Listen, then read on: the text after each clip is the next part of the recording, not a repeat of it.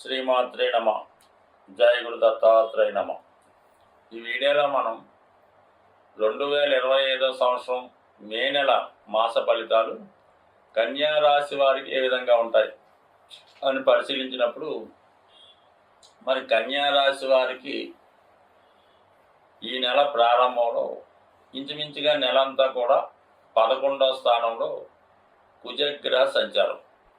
ఇది ఈ రాశి వారికి ఆకస్మిక ఐశ్వర్యాన్ని, స్థిరాస్తి లాభాన్ని కలిసి వచ్చే అవకాశం ఉన్నది. ఏదైనా ఒక గ్రహం 11లోకి వచ్చినప్పుడు దాని కారకత్వాలు చాలా వరకు జాతకుడికి అనుభవంలోకి రావడం జరుగుతూ ఉంటుంది. సో కొన్ని సందర్భాల్లో ఒక లాభాన్ని ఇచ్చి తర్వాత కొంత ఇబ్బందిని కూడా కలిగించడం జరుగుతూ ఉంటుంది. ఉదాహరణకి ఎలా ఉంటుందంటే, మీకు చాలా కాలంగా మీ యొక్క దగ్గర బంధువు కొంత ధనాన్ని మీకు ఇవ్వాల్సి ఉంటుంది. అది మనం గట్టిగా అడగడం వల్ల ఈ సమయంలో అది కంపల్సరీగా మీకు ఇవ్వడం జరుగుతుంది. కానీ తర్వాత ఆ బంధుత్వం అన్నది పాడయ్యే అవకాశం ఉంది. ఇది కామన్గా జరుగుతూ ఉంటుంది. కానీ అటువంటి వాసుకొని చూసుకుంటే జీవితాంతం మీ డబ్బు మీకు తిరిగి రాదు. కాబట్టి ఈ సమయంలో మీకు ఎవరైనా ఇవ్వవలసి ఉంటే నిర్మోహమాటంగా వసూలు చేసుకుంటేనే వచ్చే అవకాశం ఉన్నది. మళ్ళీ ఈ నెల దాటిందనుకోండి, ఇంచుమించుగా మీరు ధనాన్ని మర్చిపోవచ్చు. అందుకని ఏదైనా మీకు రావాల్సి ఉంటే, అంటే ధనం రావాల్సి ఉన్నా, మీకు ప్రమోషన్ రావాల్సి ఉన్నా, ఒక ఇంక్రిమెంట్ రావాల్సి ఉన్నా, ఈ సమయంలో దాన్ని పోరాడితేనే వస్తుంది. సాధారణంగా కన్యా రాశి వారికి ఏది ఎప్పుడు కూడా సునాయాసంగా వచ్చే అవకాశం ఉండదు. ఏదైనా మీరు ఒక సంస్థలోనో ఒక వ్యక్తి దగ్గర పనిచేస్తుంటే చాలా కాలం పని చేయించుకుంటాడు తప్ప జీతం పెంచడం కానీ అభివృద్ధి కోసం కానీ ఎట్టి పరిస్థితిలో ఇవ్వడం. మీరు ఎప్పుడన్నా అడిగితే చూద్దాంలే చేద్దాంలే అంటాడు. మరి ఈ సమయంలో మీరు దాన్ని గట్టిగా రిక్వెస్ట్ చేయడం అడిగితేనే కంపల్సరీగా మీ యొక్క ఆదాయం, జీతం, ఇంక్రిమెంటు పెరిగే అవకాశం ఉన్నది. బట్ అలాగని మీకు ఉద్యోగం పోయి ఇబ్బంది ఏమి ఉండదు. మీకు రావాల్సినటువంటి హక్కుల కోసం పోరాడితే అది వచ్చే అవకాశం ఉన్నది. కాబట్టి కంపల్సరీగా మీకు రావాల్సింది మీరు తీసుకోండి. దాని తర్వాత ఏంటంటే, రవి అష్టమ స్థానంలో ఉన్నాడు. అందువల్ల ఏంటంటే మీరు ఈ నెల 13, 14 తారీఖుల దాకా, అంటే మే 14 వరకు కూడా ఎట్టి పరిస్థితుల్లో కూడా ప్రభుత్వానికి వ్యతిరేకంగా ఎటువంటి కార్యక్రమాలు చేపట్టడం కానీ, ఏదైనా పిటిషన్లు పెట్టడం కానీ, అధికారులతో ఇబ్బందులు పెట్టుకోవడం కానీ జరగకుండా జాగ్రత్తగా వ్యవహరించండి. అంటే ఈ సమయంలో మీరు మంచికి వెళ్ళినా కూడా చెడు ఎదురయ్యే అవకాశం ఉంది.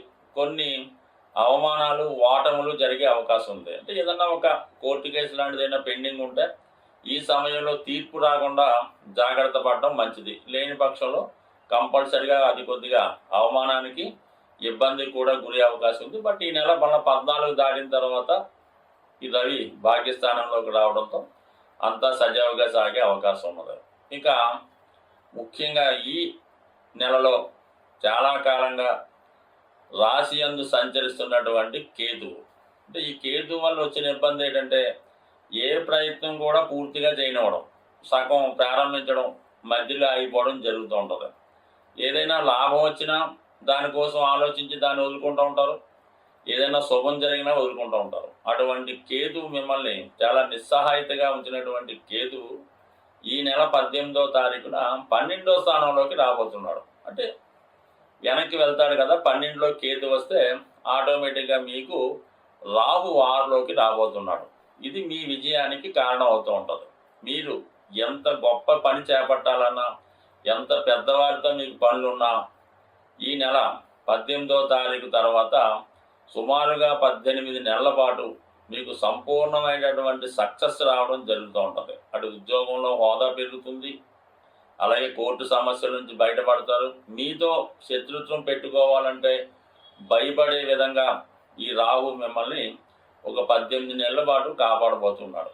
అయితే 12లో ఉన్నటువంటి కేతు మళ్ళా అనవసర ఖర్చులు, వాళ్ళ మాటలు వీళ్ళ మాటలు నమ్మి దేంట్లో పడితే దాంట్లో ఇన్వెస్ట్ చేయడం, దేనికి పడితే దానికి ఖర్చు పెట్టడం కూడా జరిగే అవకాశం ఉంటుంది. కాబట్టి వచ్చిన ఆదాయాన్ని జాగ్రత్తగా ఆలోచించి ఇన్వెస్ట్ చేయడం మంచిది. అయితే ఏదైనా ఒక గృహ నిర్మాణానికో, ఒక శుభకార్యానికో, ఒక పిల్లలకు పెళ్ళికో, చదువుకో కంపల్సరీగా అది ఉపయోగపడుతుంటాడు. మళ్ళీ అంటే మొత్తం మీద ఏంటంటే, గత మార్చి 28 దాకా 6వ స్థానంలో ఉన్నటువంటి శని భగవానుడు 2.5 సంవత్సరాలు మీకు ఏ విధంగా సహకరించాడో ఇప్పుడు ఈ రాహు మిమ్మల్ని ఆదుకోబోతున్నాడు. అయితే రాహు ఇంకా స్పీడ్గా ఉంటాడు, తాడపేట తేల్చి వాడతాడు అనమాట. అసలు రావాలా, మీకు నిజాయితీ ఉందా, కంపల్సరీగా వస్తుంది. మీరు అన్యాయంగా వెళ్తున్నారా, కంపల్సరీగా దాన్ని శిక్షించే విధంగా చేస్తూ ఉంటాడు. కాబట్టి రాహు మంచి పొజిషన్లో రాబోతున్నాడు. కాబట్టి చాలా వరకు ముఖ్యమైన కార్యక్రమాలన్నీ కూడా మీరు ఈ నెల 18 తర్వాత చేసుకోండి. అలాగే మరి గురుగ్రహం ప్రస్తుతం భాగ్యస్థానంలో ఉంటూ మనకి ఈ మే నెల 14వ తారీఖు రాత్రి దశమ స్థానంలోకి ప్రవేశిస్తున్నాడు. దశమంలోకి రావడం అనేది వృత్తిలో అనుకూలంగా ఉంటుంది. దశమం అంటే 2, 6, 10 భావాలను యాక్టివేట్ చేస్తాడు. కుటుంబంలో శుభకార్యాలు జరుగుతాయి. మీకు మంచి హెల్ప్ చేసేవాళ్ళు, సహాయపడేవాళ్ళు లభిస్తారు.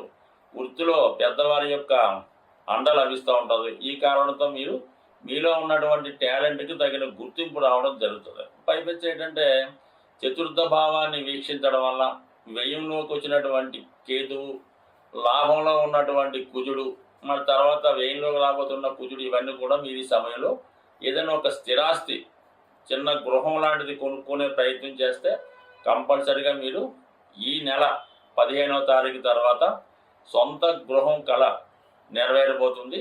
అది మీ ప్రయత్నం బట్టి, అర్హత బట్టి ఉంటుంది. స్వస్తి.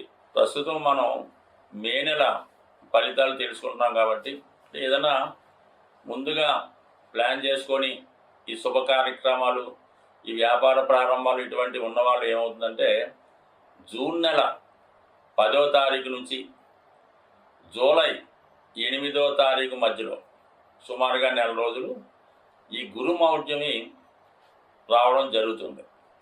ఈ గురుమౌఢ్యం జరిగినప్పుడు సాధారణంగా వివాహాలు చేయడం కానీ, శుభకార్యాలు, కొత్త వ్యాపారాలు, గృహప్రవేశాలు లాంటివి సాధ్యమైనంత వరకు చేయకుండా చూడవలసి ఉంటుంది. అంటే మొత్తం మీద ఏంటంటే మనకి జూన్ 10వ తారీఖు నుంచి జూలై 8వ తారీఖు మధ్యలో అంటే ఏదైనా వివాహం కొరకు దానికోసం ప్లాన్ చేసుకున్న వాళ్ళు ముందుగా తెలుసుకుంటారని ఇది కొంతవరకు మీకు సూచనగా చెప్పడం జరిగింది.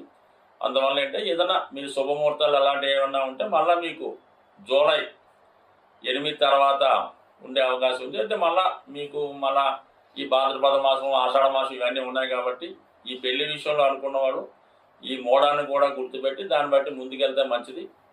బట్ దాని తర్వాత ఏంటంటే మరి ఈ నెలలో మేజర్ గ్రహాలు మారుతున్నాయి. కాబట్టి అందులో ముఖ్యంగా గురువు మారినా పెద్ద ఇబ్బంది ఉండదు. ఏదో మంచి చేయడం మొత్తం మీద ఎవరికి అపకారం అయితే కలిగించడు. కానీ ఈ రాహు కేతువులే చాలా వరకు ఇబ్బంది కలిగిస్తుంటాయి.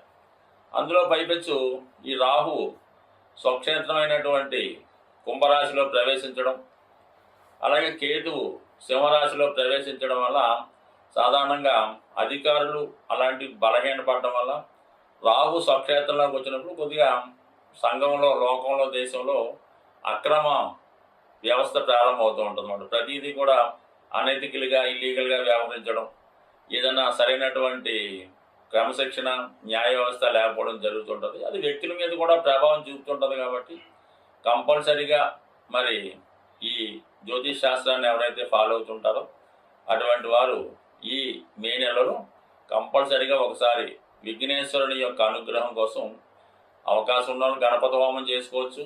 లేనివారు విఘ్నేశ్వరుని గరికతో అర్చన చేయించుకోవచ్చు.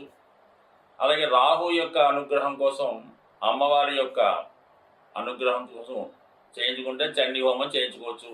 చండీ హోమంలో పాల్గొవచ్చు. దీంట్లో అమ్మవారి కుంకుమర్చన అది చేసుకుంటే మంచిది.